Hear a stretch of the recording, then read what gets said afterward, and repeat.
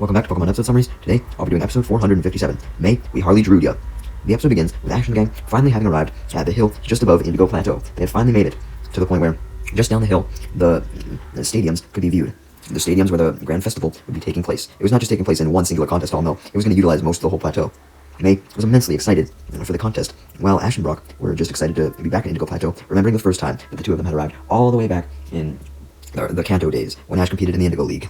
Although May didn't care about that shit right now. She told Ash and Brock to shut the fuck up, because now it was her time. And she excitedly stated that she was going to show her skills at the Grand Festival as she ran down the hill, almost so excitedly that she almost slipped down the hill. But she did eventually make it down to the place where the Grand Festival would be held, followed by the others. But it took a ton of running, which was very tantalizing because she'd see the plateau getting closer and closer the more she ran. The first place that May went to was the registration area, easily managing to find it after watching several coordinators getting in line to go inside the building, the registration building, because the building was so full of coordinators. May was a bit intimidated by the large amount of coordinators that had been able to collect 5 ribbons to enter, but she got ready to sign up nonetheless. We then cut to outside the registration area, where Team Rocket were promoting the Grand Festival, with Jessie in her reporter disguise making a broadcast on a TV in the plateau, with James, Meowth, and Wobbuffet acting as her camera crew. She was basically just promoting the Kanto Grand Festival and being like, yo, make sure you guys show up, and all that stuff. Jessie was doing quite well promoting the Grand Festival, as she spoke clearly into a microphone and had her broadcasted everywhere around the plateau, with Wobbuffet giving Jessie instructions, reminding her to smile, and all that shit. Mime Jr. was also in the broadcast with Jessie to add a more cute aspect to the broadcast. Meanwhile, May had finally actually made it inside of the registration area, and she managed to fight through the line of coordinators and get to the front, presenting her 5 ribbons to the registration lady, and she was then scanned in by the registration lady, utilizing these 5 ribbons from her ribbon case, which solidified her entry into the Grand Festival, as her profile came up on a computer screen beside her ace Pokemon, Combusken. Hundreds of coordinators eventually got signed up, anticipating the Grand Festival, as they started to train with their Pokemon with utmost care and dedication. The amount of coordinators here was absolutely fucking insane. There was one with a Venusaur, one with a Butterfree, one with Jigglypuff, Rapidash, Grimer, Koffing, Rhyhorn, Goldeen, Ledian, Pichu, Espeon, Magcargo, Remoraid, Mantine, Houndoom, Tyrogue, Salamence, Tropius, Grumpig, and Breloom. At the end of Jessie's broadcast, which was signaled by Meowth and Wobbuffet holding up a sign that said, "End," Jessie officially claimed that her name was Jessidina and signed off the broadcast, telling everyone to make sure to watch the Grand Festival in the crowd one last time. Right as the broadcast ended, Lillian approached Jessie and thanked Jessie for promoting the contest, congratulating her on her effort, and then took her leave for now. Although Jessie demanded that she get a glass of water after all her talking from James. James refused to get Jessie some water, but Jessie yelled and shouted, so James decided to go and get it, so as to not get yelled at anymore. Mime Jr. was even so frustrated and scared by Jessie's yelling that he hopped on James's head for shelter. Jessie continued to yell, even when James went to go grab some water, so Meowth decided to leave as well, and go grab Jessie some water too. Jessie then exclaimed that even though she couldn't compete in the contest, she would still assist in the preparations to be involved in some way, and had a little fantasy about everyone thanking her for all the great job that she was doing to promote the contest, although Wobbuffet interrupted Jessie's fantasy by screaming his name, pissing Jessie off. Anyways, May was called back into the registration room. That also happened to have some computer screens where you could talk to people, and a voice on the intercom said that May had a call, so she went to one of the computers and answered the call, finding out that it was her mother, Caroline, phoning. And Caroline regretfully informed May that neither she or May's father, Norman, would be able to make it to the Grand Festival because they were very busy, but regardless of this, she was wishing May immense luck, and really hoped she did well in the contest, or Grand Festival rather. Caroline really wished May luck. She was like jumping up and down, waving her hands. It was embarrassing May and Max, and even Ash and Brock were a little embarrassed. Unbeknownst to Ash and the gang, while they were on the phone with Caroline, Apom, yes, the one from last episode, it wasn't just a random ass Apom, guys, managed to locate Ash and scurried down to the ground. Yeah, it was the one that had his hat and then gave it back. Anyways, Ash and the gang finished their conversation with Caroline, with Ash, Brock, and Max, promising that they would at least cheer for Caroline in person, pleasing Caroline as she officially logged off the call, saying goodbye. Just then, though, a scream was heard in the distance, leading Ash and the gang to turn around and see Apom, with Ash immediately recognizing it as the one that had stolen his hat last episode, due to how rambunctious it was, as it was racing around the entire area, collecting a whole bunch of coordinators' hats. Ash and the gang knew it loved hats, but they certainly didn't expect it to literally fucking tackle a whole bunch of goddamn trainers and just place their hats on top of its head, and just continue to do this until it basically had a tower of hats as big as the fucking Leaning Tower of Pisa on its head before Apom walked towards Ash, and Ash demanded that Apom give the hats back to all the coordinators and be respectful. Apom tried to tilt its head to show Ash that he was confused by what he meant by this, because there's no reason why he would return such awesome hats to people he didn't even know. Ash was different because Ash earned his respect, but everyone else, yeah, fuck that. But when Apom turned his head to the left, the mountain of hats on his head fell down, crashing directly into Ash, knocking him down. Ash does manage to recover from the fall fairly goddamn quickly. However, right as he did, Apom hopped over to him and stole Ash's hat again, running off into the distance. I'm very much glad to play a little prank on Ash by stealing his hat again. Nurse Joy, who was going to be one of the judges of the Grand Festival, was walking around the registration area when Apom bumped into her and stole her hat. Brock saw this and immediately went up to Nurse Joy, assuring her that he would do everything in his power to get her hat back. He wanted points with Nurse Joy somehow, so he immediately chased after Apom. But Apom was super fast, so Ash told Pikachu to chase after Apom instead, since Pikachu was faster than Brock. Right as Pikachu was closing in on Apom, though, about to use a playful quick attack on it to stop it in its tracks, Apom jumped on a little tree in the middle of the registration room, leading Pikachu to hit himself on the bowl that the tree was in. Apom then laughs extremely hard as it jumps on Brock, knocking him over, and as a reward for this laughter, Apom decides to give Brock Nurse Joy's hat back. Drew then arrived, noticing the chaos that had been happening with Apom and all that, and luckily his Roselia was out beside him, and he immediately ordered his Roselia to use a pedal dance on Apom, which surround and envelop Apom, which spin it around, suspending it in the air so that it couldn't cause any more trouble. Just then, though, a woman coordinator comes with her Slowbro and orders it to use a psychic on Apom, which moves Apom directly into Ash's arms, along with his hat, which he takes off of Apom and places back on his head. Apom was still happy, though, because it just wanted to play with Ash. Now that Apom was done playing with Ash, though, it jumped out of his arms and ran off outside of the registration room doors, past all the coordinators, leaving Ash and the gang to wonder where the fuck Apom was going now, and if they would see it again. Spoiler alert, they would. Ash then thanks Drew for stopping Apom, although Drew admits that they should have been more carefree about Apom, and maybe if they were, and not super stressed and all that, and trying to chase it, and just, attacked it from afar or something, maybe they could have done more damage. Regardless, May thanks Drew as well, but Drew just brushes off her compliment. Just then, the woman coordinator, who helped out with her Slowbro, introduces herself to Ash and the gang and Drew as Soledad, and teased Drew that if he was a bit more of an inexperienced trainer, then he would probably be just as nervous as well. So she was basically like, yo, you shouldn't pick on people just because they have different reactions than you, and you may have had that same reaction before, bro. Brock was instantly attracted to Soledad and did his usual flirting with her, grabbing her hands and developing hearts in his eyes and all that shit, and even put Nurse Joy's hat on his head. He was super in love, and he really wanted Soledad. May, Max, and Ash sighed in annoyance as Brock introduced himself to Soledad as a great Pokemon breeder, but they were shocked when Soledad revealed that she recognized Brock as the Pewter City gym leader due to her being from Pewter City, and this made Brock immensely happy that Soledad recognized him, and he revealed that he recognized her too due to her being a Pewter City resident. And he reminds her of the time that they actually met before, and Soledad remembers this. Brock figured that since he and Soledad had met before, maybe they actually could get together, but much to Brock's dismay, Soledad simply just walked past Brock, smiling at his flirting, but other than that, just ignoring it, saying that she had more important things to do than talk to Brock right now, such as talk to Drew, leaving Ash, May, Max, and Pikachu shocked at how she was able to turn down Brock so coldly and easily. Soledad then walks over to Drew, who is a few feet away, standing with his Roselia.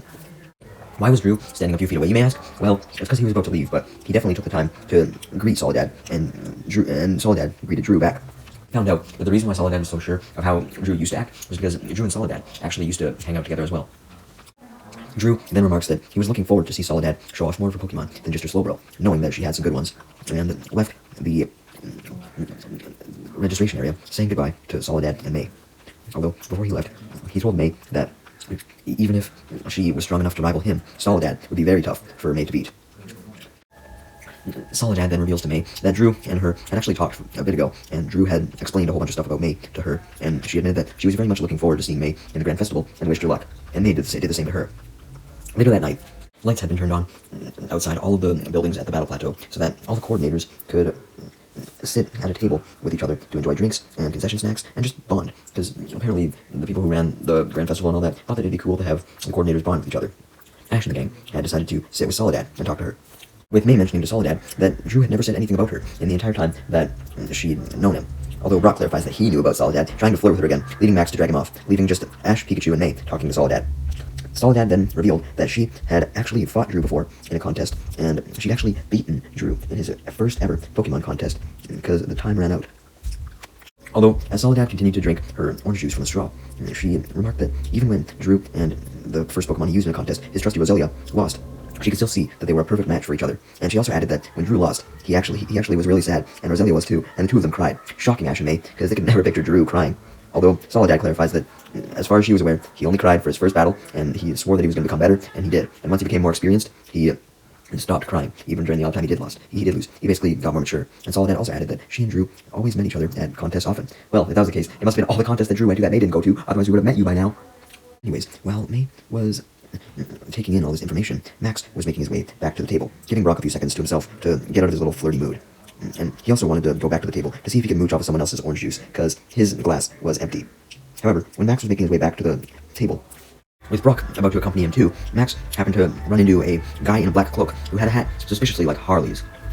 Max apologized for running into the mysterious man, but the man just gave Max a black rose and told him to deliver it to May as he walked off into the distance, leaving Max confused, but nonetheless, he and Brock made their way back to the table.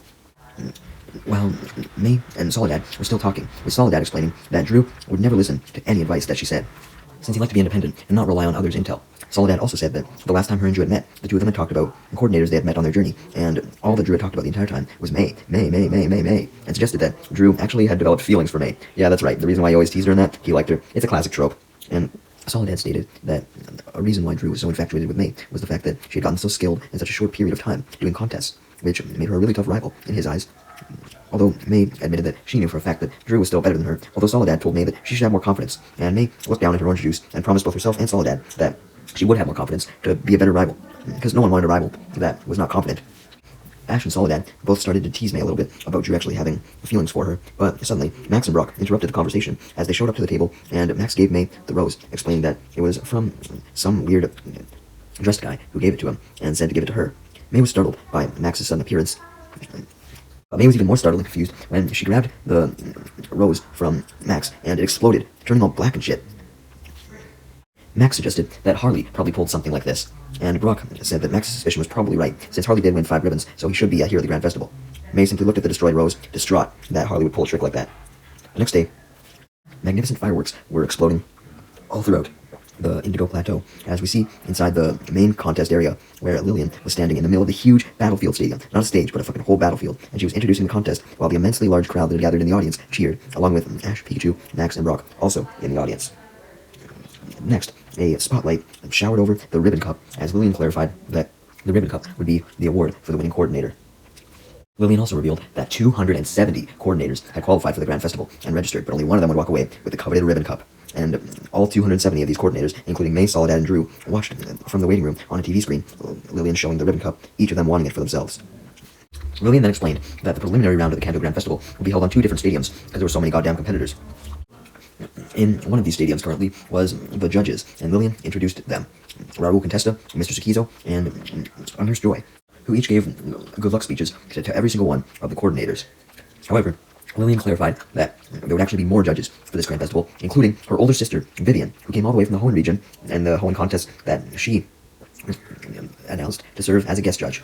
The crowd went absolutely wild at this, while Ash, Max, and Pikachu were just happy to see Vivian after such a long time. Brock was especially happy, developing hearts in his eyes, although Max was confused, not knowing who Brock liked, Vivian, Lillian, or Nurse Joy, or the other 2 Nurse Joys who came out. Actually, not 2, but 3 other Nurse Joys, who Lillian introduced as being from different cities all across Kanto, having come to the Indigo Plateau to be guest judges just like Vivian. After the crowd was done cheering for all the Nurse Joys, as they did some dance moves to differentiate themselves from each other, Lillian also revealed that there would be someone helping her present all the coordinators when they walked out onto the battlefield, known as Jessadina. Yeah, that's right. Jessie would get to have a role in this contest after all, and James, Wobbuffet, and Meowth would too, being her camera crew who would film her, since, not only was she announcing which coordinators were coming out, but she was also in charge of filming, since the contest was being broadcasted out of the Indigo Plateau. So hopefully Caroline and Norman would figure this out and watch on TV. But anyways, Jessie was very, very excited to have a role in the Grand Festival, and introduced herself over and over, and got the audience, both at home and in the personal audience, really hyped up for the contest, while Wobbuffet, Meowth, and James did their best to film her. But it was kind of hard, because Jessie was all over the fucking place, very hyper. Also, it should be mentioned that Jessie, James, Meowth, and Wobbuffet were currently broadcasting from the other of the 2 stadiums, while Lillian was in the first one. But nonetheless, the 2 of them officially declared that it was time for the Grand Festival to begin, and we saw numerous very good performances from a variety of coordinators, including a Rapidash starting flames around its body, running around, a Goldeen jumping up fancily from underneath a pool of water, which Jessie really liked, as she talked about it non-stop to the audience, with direction from Meowth, James, and Wobbuffet. And there was also a Venusaur using Frenzy Plant, which got it a 77. There was a Tropius that got an 86. A Remoraid earning a high score with a beautiful Aurora Beam, a Pichu scoring an 88 with a very strong Thunderbolt for its size, which really impressed the judges. And as all of the coordinators from the waiting room continued to examine the ribbon cup, which Lillian continuously talked about, we saw several other performances, such as a Jigglypuff singing very well, earning itself an 83, a Tyro using some karate chops to chop up some blocks, earning itself a 91, and a very strong Salamence flying in and roaring and starting fire, earning itself a 93. Next up, though, was finally May's turn, as she was called out onto stage by Lillian, leaving Ash, Brock, and Max to cheer for May as she spun around and sent out her Combuskin. And immediately after this, she threw a frisbee and had Combuskin run towards it, with its claws dragging into the battlefield, and it used these claws to propel itself into the air and slice the frisbee with a sky uppercut, before landing gracefully on the ground, causing the crowd to erupt with pure excitement. as the pieces of the cut frisbee landed on the ground. And Lillian cheered, as did Drew and Soledad from the waiting room. The guy who gave Max the rose was watching as well, while Ash, Brock, and Max cheered May on as she celebrated her first performance with Combuskin, and the judges cheered her on too. Next up, Jessie, under the guise of Jessidina, introduced Soledad as the next coordinator, along with the Pokemon that she chose to send out, Lapras, who Drew and May, who were watching from the waiting room, thought was absolutely beautiful as it landed in the pool in the stadium, creating a beautiful wave. As Drew explained to May that Lapras was Soledad's primary Pokemon and her main companion. Anyways, Soledad finishes off her performance by freezing all of the water with sheer cold, turning it into a beautiful pillar of ice, which Jessie was amazed by and caught off guard by at the same time, as she looked at Lapras sitting on the entirety of water, now turned ice. From the waiting room, Drew admitted that Soledad was good, and May thought so as well, to the point of thinking that Soledad was better than her. Also, May decides to tell Drew that Soledad told her that Drew cried after he got defeated by Soledad, leading Drew to come to the conclusion that Soledad and May likely wanted to tell Drew this to mess with his mind, to make him perform worse, and he stated that it wouldn't work on him. May convinced Drew, however, that she was not playing any psychological tricks on him. So Drew just decides to admit that, yes, he was nervous then. And once the crowd was done cheering for Soledad, Jessie and Lillian called Drew out, and it was time for him to perform, as he sent out his Masquerain. And he had Masquerain start rotating at a very high speed, creating a magnificent gust of wind with Silver Wind, amazing the audience with the fact that the Silver Wind rotated gracefully around Masquerain's body. May and Soledad, who were watching from the waiting room, were amazed by Drew's performance, with Soledad commenting that Drew probably planned to have such an awesome performance ahead of time, and admitted that he was pretty stubborn now, so if the two of them tried to congratulate him on his performance, they probably wouldn't even take the compliment. Next up, Jessie was informed that Harley was the next contestant up, and while Wobbuffet and Meowth held up a picture of Harley, and James filmed her, Jessie called out Harley next, with the help of Lillian. And with that, Harley came out, ready for his turn, as he threw off his cape thing that he'd been wearing, and revealed that, yes, he was the guy that gave Max the rose, if it wasn't obvious, but now he was dressed exactly like May, causing Ash to fall from his seat in shock, and Max to comment that Harley must have a crush on May. Team Rocket, who were aware of the fact that Harley was cosplaying as May, commented that it was very arrogant of him to disguise himself as another current competitor. Soledad, watching from the waiting room with May, as May covered her face, seeing Harley, said that this was just like Harley. She had met him before, and she knew exactly that Harley would pull something like this, and commented that he was one of a kind, as Harley's performance began with him sending out Vinette. Max came to the conclusion that Harley didn't actually have a crush on May. He knew better, but he would definitely think that he did if it wasn't for his previous antics that he's pulled off. And May finally uncovered her eyes and was shocked to see Drew actually watching Harley's performance attentively, as it started with Vinette started with a beautiful will-o-wisp attack, causing tiny blue flames to glow as they surrounded Vinette's body. Harley then ended his performance by having Vinette do an evil laugh, and he himself danced to it, which May thought was extremely stupid, and even Jessie thought was kind of lame. However, the crowd loved Harley's performance. Harley was the last first round performance, so Lillian asked all the judges what they thought of all the performances, and they all basically shared unanimous consent that everyone's performance was extremely good, and that each coordinator had their own charm and skill. But nonetheless, the judges talked, and eventually they saw which coordinators got the highest scores overall. So, once the scores were tallied up, Lillian directed everyone in the audience and everyone in the waiting room's attention to the main screen, displaying the 64 coordinators who would pass to the second round, the performance stage. And among these competitors were a whole bunch, obviously, but Soledad, Drew, Harley, and May had all made it. Everyone had been watching very intently, because they were not sure they would get in, going from 270 to 64, but May, Soledad, Harley, and Drew were all happy to have made it. Lillian then announced that the second round would start tomorrow, and everyone was excited to see more in the crowd as they cheered loudly. A bit later, at sunset, May was feeding Combuskin extra food as a reward for the great performance that it gave, while Brock, Ash, and Max, and Pikachu watched from a bench. Soledad then came up to May and congratulated her on her performance, with May doing the same, and they both told each other how much they really wanted to face each other in the second round. Just then, though, Harley arrived, still dressed as May, giving May a headache, and she literally screamed in horror. Even Ash, Brock, and Max did too, seeing May as Harley disguised still. May claimed that her headache was getting worse and worse by the second as she continued to watch Harley, leading Harley to comment that if May was scared now, she should just wait how she feels until he wins the competition. Just then, Drew arrives, and Harley drops his May personality for now, as he goes for his traditional personality, telling Drew that he would defeat him too, although Drew doubts this, saying that he would win instead. Soledad simply watched this exchange, confident that she would be the one who would win. Ash, Pikachu, Max, and Brock were very excited to see the battles tomorrow, and who actually would win, when suddenly Apon showed up right on Ash's lap, and Apon took Ash's hat in one fell swoop, causing Ash and Pikachu to go running after it, as Brock and Max watched, hoping that Ash would get his hat back. Ash eventually did get his hat back, and Apon had ran away yet again. The next day, Lillian was introducing to the crowd the second round, the performance round of the contest, and the first person called out was none other than Drew, who was called out by both Lillian and Jessie. And the first thing Drew did was send out his Absol as his Pokemon, shocking May, as she didn't know, as she watched on the screen, that Drew had an Absol, coming to the conclusion that he must have caught it pretty recently. May then commented to herself how graceful Absol looked, and she definitely realized that it was going to be a tough competition between May, Drew, Harley, and Soledad. It would be a very interesting competition, especially with the Ribbon Cup on the line.